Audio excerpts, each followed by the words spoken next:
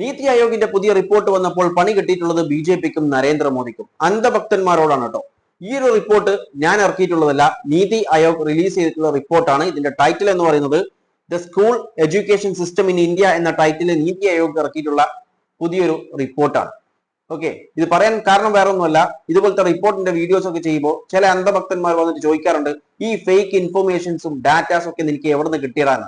ഇത് കിട്ടിയിട്ടുള്ളത് നീതി ആയോഗിൽ നിന്നാണ്. ഓക്കെ, അവർ പബ്ലിഷ് ചെയ്തിട്ടുള്ളതാണ്. നമുക്ക് 1 by 1 ആയിട്ട് നോക്കാം. ആദ്യം തന്നെ ബേസിക് ഇൻഫ്രാസ്ട്രക്ചർ നോക്കാം. അതിൽ 98,592 സ്കൂൾസ് ഇൻ കൺട്രി, നമ്മുടെ രാജ്യത്തെ സ്കൂളുകളാണ്. ഈ സ്കൂളുകളിലൊന്നും, അതായത് 98,592 സ്കൂളുകളിൽ ഫങ്ഷണൽ ആയിട്ടുള്ള ഗേൾസ് ടോയ്ലറ്റ് ഇല്ല എന്നാണ് ഈ റിപ്പോർട്ട് പറയുന്നത്.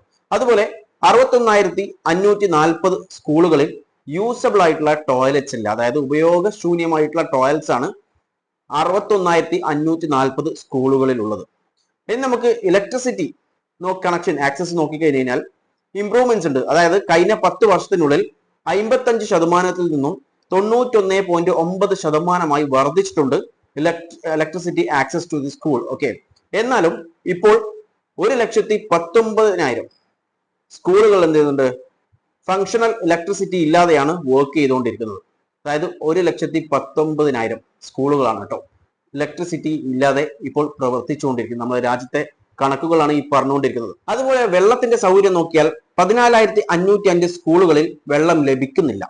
അതുപോലെ 59,829 സ്കൂളുകളിൽ കൈ കഴുകാനുള്ള സൗകര്യമില്ല. പറഞ്ഞു വരുന്നത് ഇന്ത്യയുടെ കാര്യമാണ്. അതായത് 4th ലാർജസ്റ്റ് എക്കണോമി, ഇപ്പൊ 6th മാറി 6th ലാർജസ്റ്റ് എക്കണോമി എന്ന് പറയുന്ന ഇന്ത്യയിലെ